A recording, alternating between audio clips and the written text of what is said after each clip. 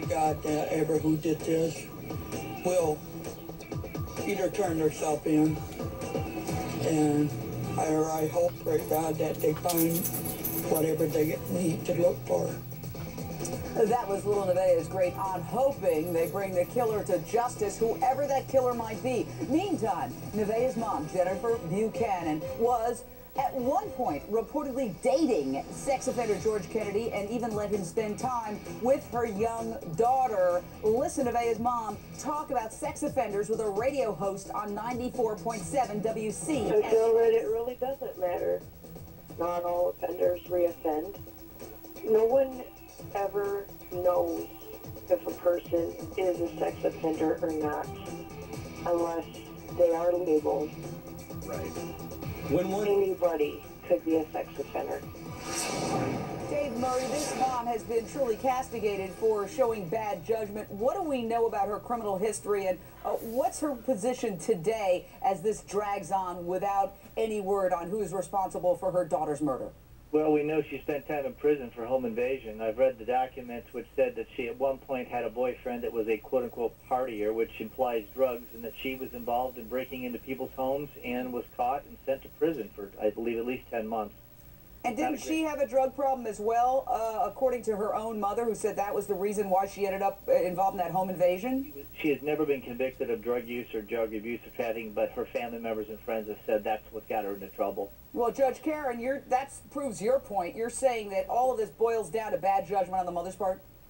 That's my point. The day the child went missing, a neighbor came up and said, hey, little Nevaeh is out riding her bicycle next to the road with no shoes on, and it's dark outside.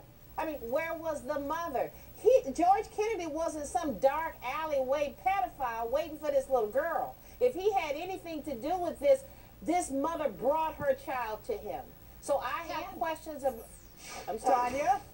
Now, and well, just to follow up on your point, Judge, I think not only have we seen, we're hearing reports of a history, a pattern of bad judgment, but listen to that interview. Anyone can be a sex offender? No, anyone cannot be a sex offender. Everyone is not compelled to abuse and sexually molest young girls and boys. Everybody doesn't do that. Judgment. That's well, absolutely. I think Terry Lyles, why is it that we see several cases in the news right now where these moms of small children make this bad judgment and assume that they can judge the character of this man, even though society is saying this man is a sex offender and should not be in the company of young children because it can trigger a sex offender, and yet these mothers seem to think that, oh, their judgment is really better than society's judgment.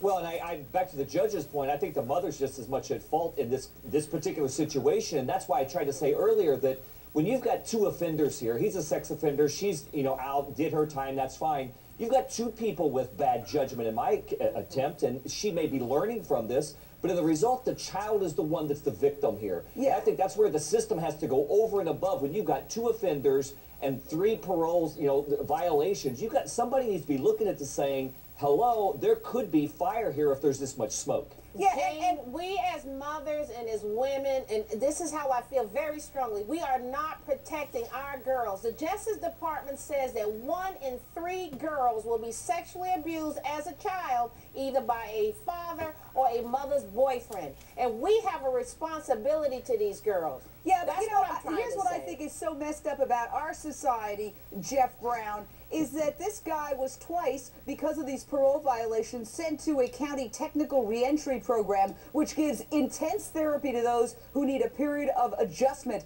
on the way out of prison. You know when people need therapy? When they're young, when their problems are being formed. To take a guy who's hardened, who's been through the system, who's been in prison, and try to give him some, quick therapy, it's just a joke. That's not how therapy works. It's a long process. It takes years.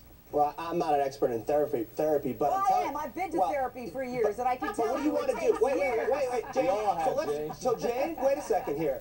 So let's look at this then. What did you want to do with George? He got out after 5 years. You're lucky you got him for 2 years probation. What did you want to do with them? Put them in for 15, 20? Who's going to pay for that? You? Well, let me tell you something. The loss of a child, and I'm not saying he's responsible, but the loss of a child is priceless. And let's take a look at the cost, Dave Murray, of all the prosecutions of these guys who get into trouble because they're not sent back to prison. What do you want to do with them? Send them back to jail. The reality is that you're going to sentence every one of these guys back to prison for life. I'm going to sentence guys like that back to prison for a long period of time. There's a lot of these sex offenders. Wait a second. Let me tell you exactly why. Mike. He didn't just have 2 strikes. He had 3 strikes. He went out there. He consorted with known felons. He's associating with a woman with a child. He's violating his parole in any number of different technical ways. He showed his true colors. So anybody that violates that, let's lock up everybody that violates, because that's going to be everybody. You know what? Not everybody. I'm going to get Judge Karen the last word here. Sexual predators have the highest recidivism rate among all offenders. Absolutely. So maybe when they violate their parole and their probation, we need to look at what they're doing a lot more intensely. So it sounds like, Judge, at the end of the day, you're agreeing with me. At the end of the